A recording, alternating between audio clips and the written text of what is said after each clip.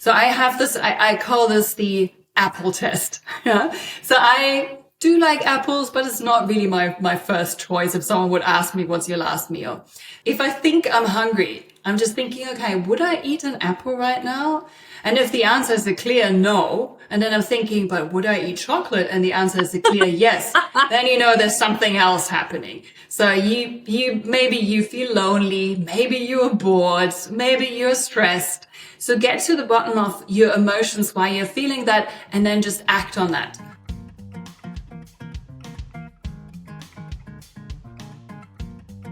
Hi everyone, Diane Gilman here.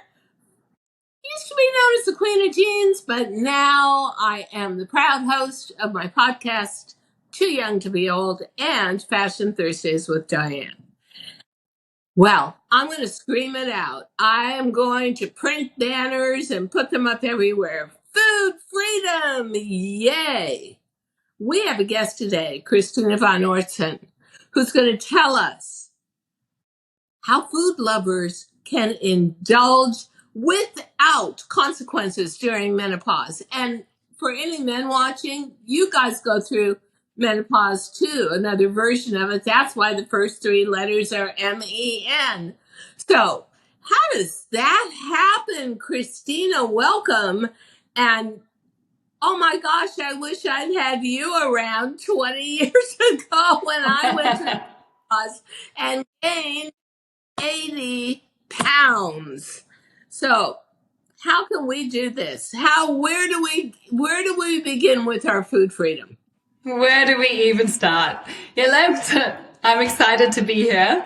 Shame that I couldn't help you. Maybe I can give you some tips today. Yeah, hopefully you pick something up. So with consequences, I mean two things. So one is putting on weight. But the other thing that a lot of women experience when they're going through menopause in those 50s and 60s and after menopause is reactions to food. So you suddenly have a lot of food intolerances from your face. I reckon you don't. Gluten. Yeah. I think gluten. Well, you know what? I'm going to say it very quickly. I went through breast cancer treatment at the age of 72. So I was diagnosed Christmas Eve of 2017. I had 2018, 2019. And my hospital, Mount Sinai Hospital in New York City, had the 10 commandments literally of taking care of yourself, which was based around diet, carved into the grand hall wall, like 10 stories high. And it was no red meat, no dairy products, minimal wine, no hard alcohol. I mean, it was no smoking, obviously. It was very sound advice. I don't know who else. Oh, no sugar. I don't know who else took it seriously like I did. But I think that naturally, as your body changes and your metabolism slows down, I used to think I had an iron stomach. I don't anymore. So going back to this, food intolerances. Okay. Yeah, it's not the Christmas present you want to receive that you got that day. But it's good that they had all of this listed out, because most of these things, this is what I follow with my clients. I usually put them what we do is like a reset at the beginning of working together, where there's no dairy, no gluten, ideally no alcohol, being active as much as possible, to go back to base and to feel how it feels to be healthy. And one of these things is to take all of this triggering food out, and then we can slowly reintroduce this to see what you're actually reacting to. And it's different for everyone. Not everyone is suddenly intolerant to gluten. A lot of women are reacting to histamine. That was my surprise that I had. I was suddenly reacting. So histamine is, I'm sure you've heard of antihistamine, which you usually take when you have seasonal allergies. Benadryl, right? Basically, like Benadryl. Yes. Okay. Yeah. And the same can happen through food. So you can suddenly react to food, and the histamine is really a mean one because you're reacting to, like, for example, red wine. Your nose can get runny from red wine. Maybe you've noticed that. If you eat aged cheese, this is full of histamine. Dark chocolate, it's in tomatoes, avocados. There is so much food that contains histamine or triggers a histamine response in your body. It can be overwhelming. And I just want to take that out of whoever I'm working with, because for me, this was like a death sentence, because I just thought, this is all of my favorite food. What can I eat now? And there is a way to have your favorite food if you know how to approach this best. And the best way is to take it out initially, slowly reintroduce this. So I didn't drink wine for a very long time, and now I can drink my glass of red wine without any reactions. So it's just a matter of how you approach this topic. There's always a way around.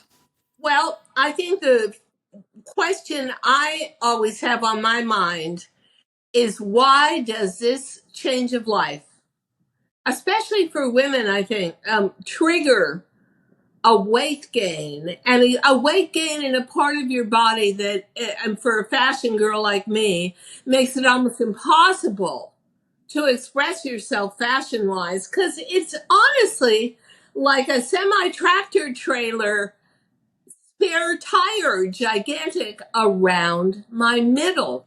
And when I go to try to lose weight, it comes off my thighs and my calves. It's now even coming off my upper arms, miracle. But it never comes off the middle. And that, I equate weight gain to middle age, turning round in places you don't want to be. Now, you say food freedom. You say indulge without consequences. Please tell us how. Do you want me to? Let me explain first, because the menopause belly is actually a really hot topic. This is what everyone wants to know. And it's a reaction to our hormonal changes. So it's especially related to estrogens, two hormones, estrogen and cortisol. So estrogen is shifting, and when you have higher estrogen, you're more like the pear shape. So you have your fat on your thighs and on your bum. And then when estrogen levels decrease, it suddenly accumulates all around your middle. So it's a typical sign that your estrogen levels are low. Yes, exactly. You just want to kill yourself, because it's just, and it feels like it's very stubborn as well. The other thing that is happening is that you are much more responsive to stress. So you very easily have elevated cortisol levels, which is the stress hormone. And when they are high, this can also lead to an increase in the so-called visceral fat. So the visceral fat is the mean fat. It's not the one that when you pinch yourself, you feel that fat layer under your skin. It's the one that is wrapping around your organs. And this is all sitting in the middle. And it's a very unhealthy fat. So the more apple-shaped you are, the more unhealthy it is for you, and the more risk you have for heart disease, diabetes, all of these typical age-related diseases. So, just to say this quickly, one of the other adjuncts of the 10 Commandments for what not to do after you're finished with menopause or honestly cancer treatment was, and my surgeon said it to me 1,000 times, don't get fat. Fat breeds cancer. And so that was to me what, like, the major commandment. But it's not so easy. No.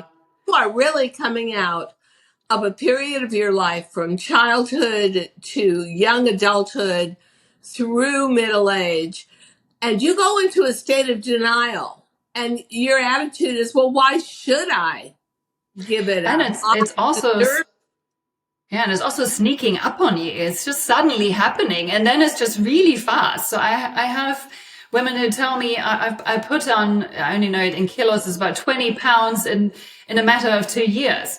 So yeah, I know, I hear you, and it seems really unfair, but it's relatively easy to get on top of it. So, and the most important thing is that we change our mindset. So I was growing up like in the 70s, 80s when cardio was all the rage. Jane Fonda, everyone was jumping and doing a lot of cardio. And that's actually really not helping you when you're going through menopause, because that can just cause a lot of stress on your body.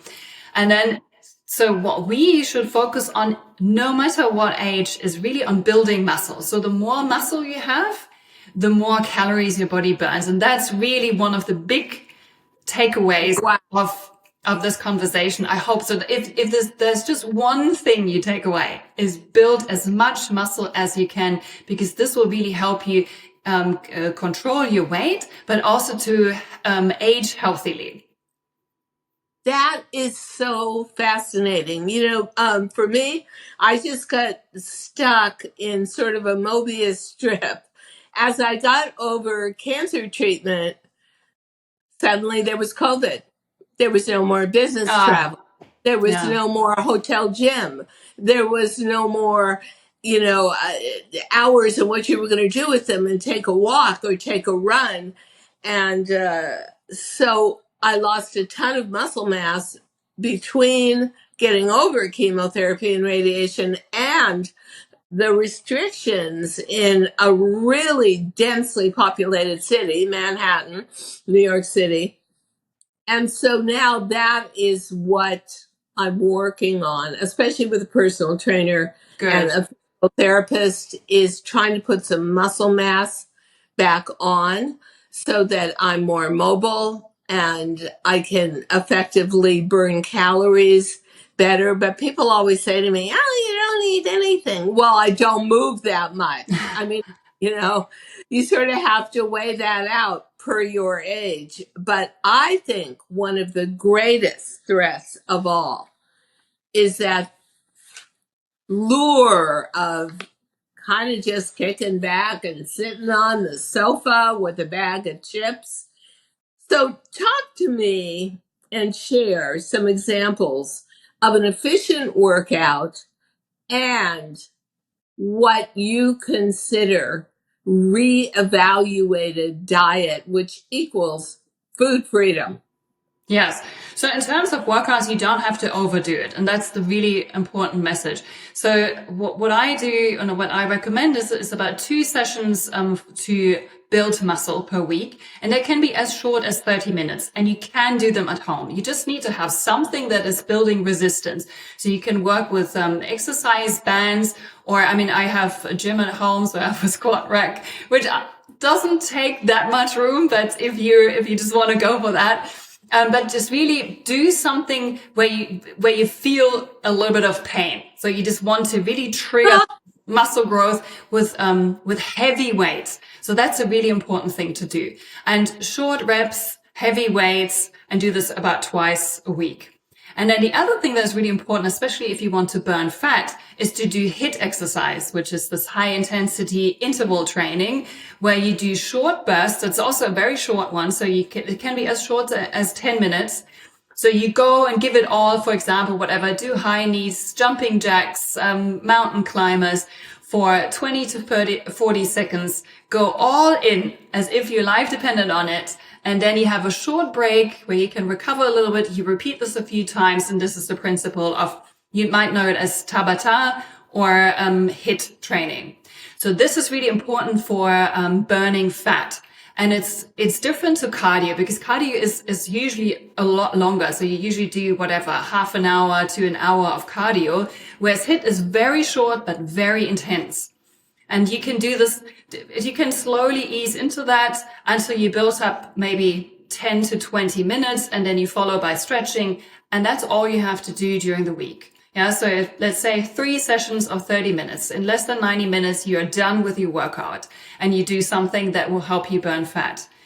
I think as you get a little older, like me, and you've got an arthritic knee or you've got an arthritic joint in your shoulder or whatever, you have to take what we're listening to and you have to sort of customize it to yourself. Yes. That's what I've been working on, is no excuses, customize, make it my own.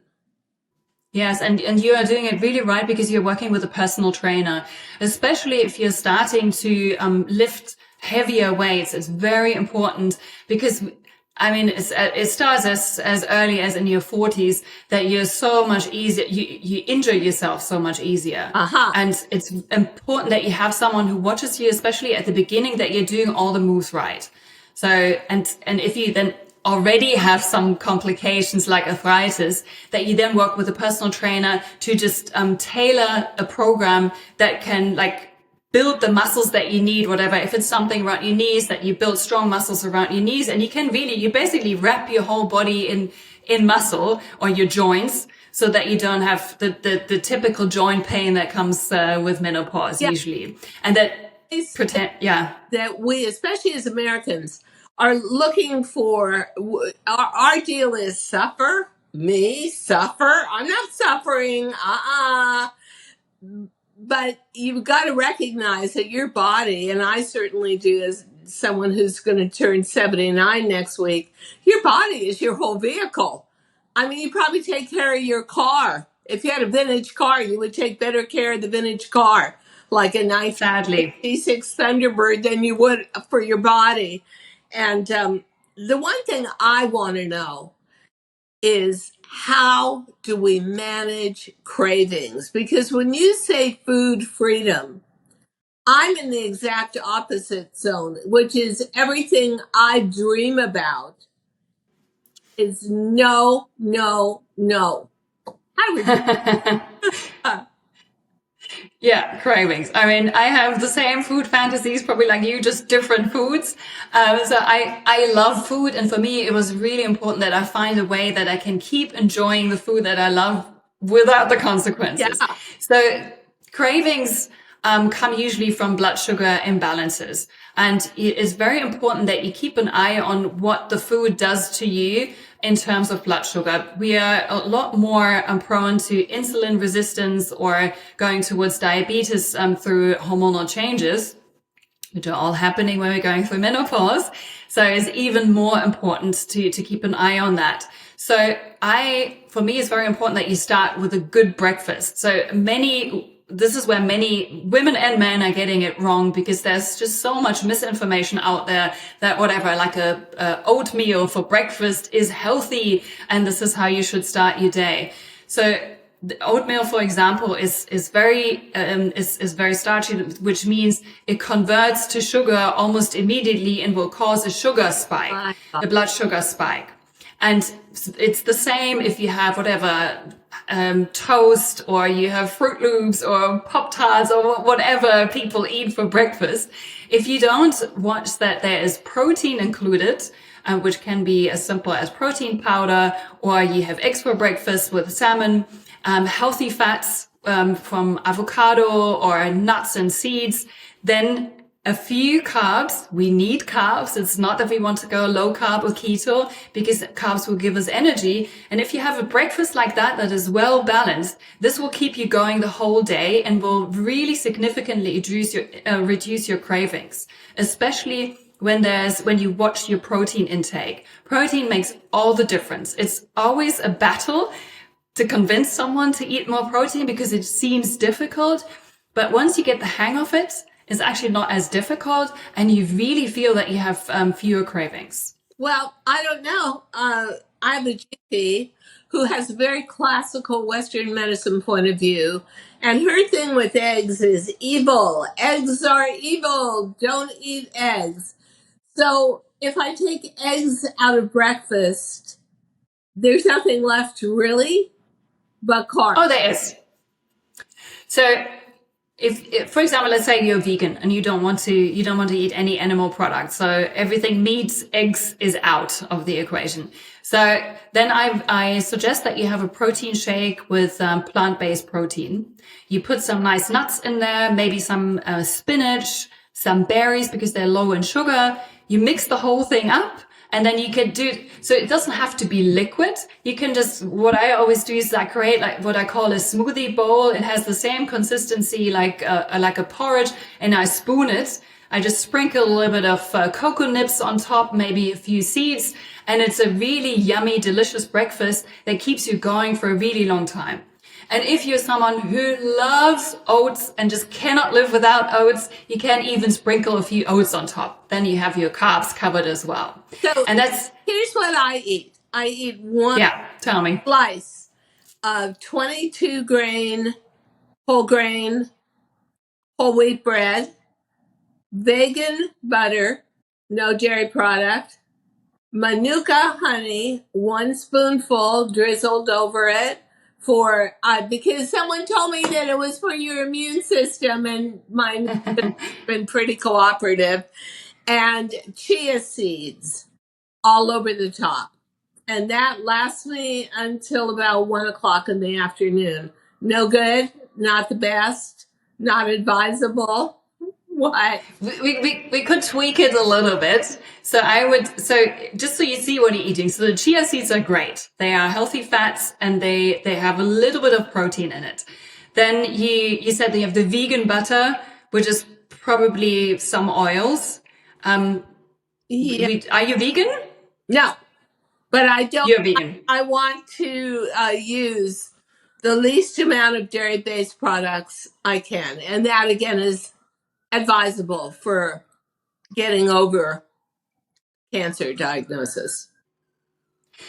Have you ever tried a protein shake in the morning? Is this something you'd be open to? Because that's what I would do. You can have the protein shake with your bread so that because you need to get your protein from somewhere. If that's something you think, ooh, not my cup of tea, you could, for example, have a chia pudding where you just increase the amount of chia seeds, fill them maybe with some coconut oil, coconut milk.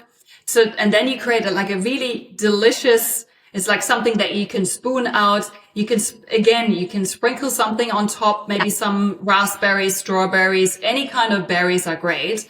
So that's something that's more the direction I would go, because then you don't have anything processed like the vegan butter, which is okay. But if it's the first thing your body gets in the morning, might not be ideal. The bread, even if it's a gluten-free bread, is very high in starches, very likely, because that's the nature of bread. And that will probably spike your blood sugar. And even if you then push through until 1 o'clock, you definitely have a blood sugar reaction. Okay. I mean, that sounds reasonable and actually doable. I love it when I can activate on good advice. So that sounds great. And talk about addressing digestive issues. I get a really bloated stomach, and I'm not sure. Sometimes I do a gluten-free day and I still get it. And I'm thinking, well, I'm really taking care of myself. I'm not eating gluten. But what happens to us during menopause as women that makes for these kind of reactions and digestive intolerance? How come? It's again our hormones, because our hormones are decreasing and basically everything changes because of the hormones leaving the party. So one of this is that you have food reactions and food sensitivities. And the thing is they can often be a mystery, especially if you're not taking a close look at what exactly you're eating. And if it could still be gluten in your case, because sometimes these reactions come a few days later, so 2 to 3 days later. So the best way to get behind that is if you keep a food diary. You don't have to keep this forever, but just track what you're eating and what your reactions are for a few days. And then most of the time, if I do this with my clients, they already know. So they just write this down, and then suddenly it's just so obvious what triggers it. And then once you've identified it, then you take it out. And it's important to take it out. Oh, for sure. Now talk to me about, because I think a lot of us get food reactions from over-processed food. And I think America is the leader in over-processed food. And it was interesting the other day, I didn't want to eat red meat, but I wanted to eat red meat, cravings. And I deliberately bought the new, improved Impossible Burger, right? So someone was at my house and they said to me, Diane, if you eat red meat, there's only one ingredient, red meat. Very Look wise person. at, Yeah. there is a paragraph, a literally huge paragraph of chemicals that are in this version of fake red meat. This is not good for you. And I agreed. And actually, the interesting thing about it was, as long as it was warm, as long as it was hot on the plate, it tasted sort of relatively like a burger. The minute it got cold, the consistency changed to impenetrable cardboard. So, okay, Yeah. meal was thrown out. Lesson learned there for sure. Yeah, it's actually the ingredients, this is a really important point, that always look at the ingredients. And I'm eating everything. I'm also eating meat, but this is always the challenge with vegan food or the free from foods, that they often have like whatever 15, 20 different ingredients just to make it palatable. Yeah. And that's then the issue, because you have a lot of emulsifiers, you have flavor enhancers, you have yeast, you have a lot of processed food in your healthy food that is then causing all these GI reactions, especially in gluten. I've noticed this a few times, and there's the big brands that you can find globally, they are actually just so bad, and they always create some kind of a food reaction, so that I'm moving away. And I always recommend to check that you don't have more than 5 ingredients in your food. In terms of gluten, it's sometimes better. So you can go for the classic supermarket gluten-free breads and have all these reactions. So you might no longer react to gluten, but to everything else what is suddenly in there. And it's better in that case just to go for a good sourdough bread that you get in some small bakery. So you don't want to buy that in your supermarket. You want to buy this in that small bakery, artisan, that is around the corner, and get that instead. Even if it contains wheaten, it's very likely healthier than what you can get at the supermarket. Well, I want to start drawing to a close by asking, do you have specific recommendations for Menno belly? And also, for me, how do I enjoy my favorite foods in moderation? Where is the balance there between indulgence and healthy eating? And, the one thing that I would emphasize, especially in the USA, is this is different territory from being young. You can do things to your face. You can have fat injections and look 10 years younger.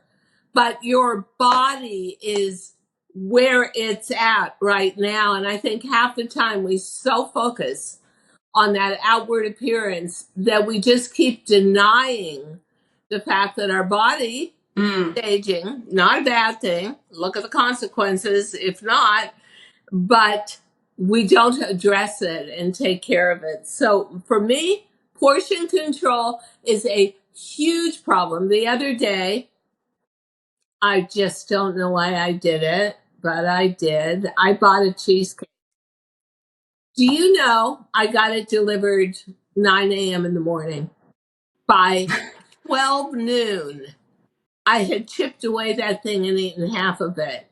That is a disaster. That is like overload, tsunami of dairy, sugar, carbs, sugar, and all kinds of, I'm sure, nasty stuff they put in it to make it taste even better. I literally cannot be around certain foods I love because I have no impulse control. Am I alone in this, or are there No. comrades No. here?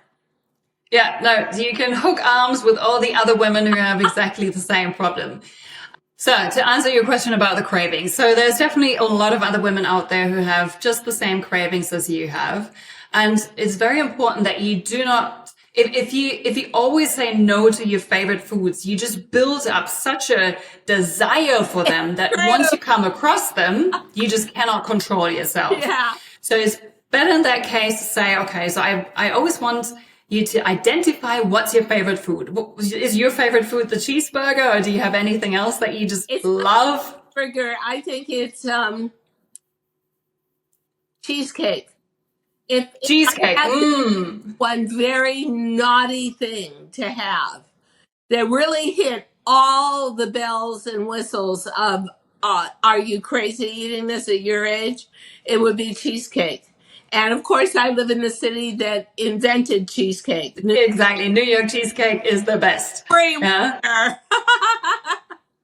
So you have your New York cheesecake.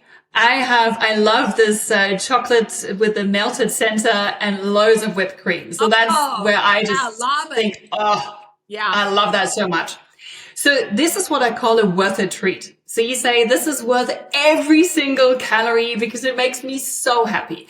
And I want you to include that in your diet, not make this the star of your diet, but you intentionally have that. For example, once a week when you're going out after dinner, you have for dessert a cheesecake. And then you can eat this without feeling guilty. You can, on Tuesday, when you're eating your salad and you're craving for something, you can say, oh, on Saturday, I already know what I'm going to have for dessert, and I'm choosing today not to have it because I'm going to have it on Saturday. So we introduce these worth it treats into your diet so that you know you can have them, just not 80% of the time. You just have them as a treat. So that's important. The other thing is that you don't go hungry. It's really important not to go hungry, and that you develop this feeling for your body, what your body needs. A lot of times we are just starving ourselves. The body gets stressed, releasing cortisol, is clinging on to our fat cells and not letting go because we're just not giving ourselves enough nutrients. And then you develop these cravings because what you actually want is all these nutrients. You want the vitamins and the minerals, and this is what your body needs. So the best way, in my opinion, is that you eat like a healthy diet that is well balanced with protein, healthy fats, and carbs. Not too many, because obviously we are no longer in the zone where we're burning them all off. So that you have this for example, during the week, and then you have your treats that sprinkle you over, that you sprinkle over it, and you know they are okay. And if you combine that with strength training, so you build like your armor of muscle that is burning a lot of fat, even when you're lazy on the couch, then you're in for the win. And this is what I mean without the consequences. If you build up that basically safety net, then it's all okay. Yeah. Obviously, we're not talking about eating burgers from morning to evening and then having sweets all day, but you just do this intentionally, and you allow yourself and you enjoy it. And this is all great advice, and this is all very easy to follow advice if you just get your head wrapped around the fact that how you could eat at 20 is not how you can eat at 50. And I think a lot of people get depressed about growing older, and they think their reward should be food. Why not? And that is how you put, to me, so much more stress on your body as you go into late middle age. Yes. And I mean, there's a lot of emotional eating going on. So I have this, I call this the apple test. Yeah. So I do like apples, but it's not really my first choice if someone would ask me, what's your last meal? So if I think I'm hungry, I'm just thinking, okay, would I eat an apple right now? And if the answer is a clear no, and then I'm thinking, but would I eat chocolate? And the answer is a clear yes, then you know there's something else happening. So maybe you feel lonely, maybe you're bored, maybe you're stressed. So get to the bottom of your emotions, why you're feeling that, and then just act on that. Call a friend, go for a little walk, get your pets and have a cuddle with your cat. Just do something to feed that emotion that is not connected to Yeah, food. I found out through middle age, going through menopause and widowhood, basically concurrently, that I was an emotional eater. And I found Yeah, that out for myself. And once I understood that, I at least had a grip and thought to myself, there's nothing better for a control freak like me than feeling like you're in control. So I think one of the most important aspects of your message is also in your head.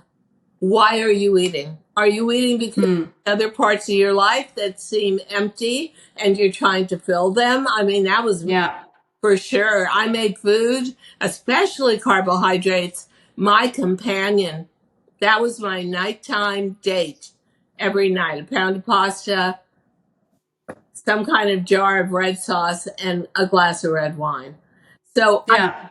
there's there's so much to unpack here. And Kristina Von Oertzen, you are also a great chef. You've worked in a one Michelin star restaurant, which had to be super high pressure. So you really know good food. And you know what? Food freedom, middle age onwards, is everything. But that food freedom is laced with knowledge, common sense, and actionable results. Absolutely. Don't make food your enemy. Make it your friend and just see that this is fueling your body. Whatever you eat will produce whatever, a new brain cell or a new skin cell. So it's important what you take in because that's what's coming out. And it's cheaper than Botox to eat healthy. You know what? It is now I'm going to start rethinking my breakfast because I can see this is, although it's tasty and I think, oh, whole grains and honey and this and that, this is not the best idea in the world. So Yeah. you've already started getting me on the food freedom wagon. So Well, you know what? This was so informative. And from a woman who really takes her action seriously and lives the life, and also for a great chef.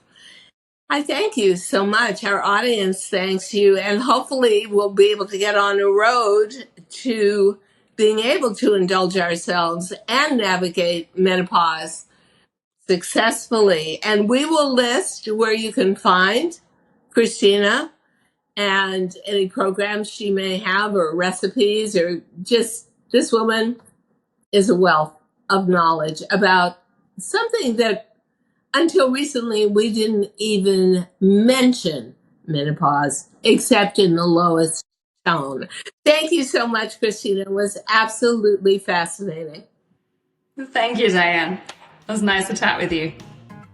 Thank you so much for listening to Too Young to Be Old podcast. The episode may be over, but the fun doesn't have to stop here.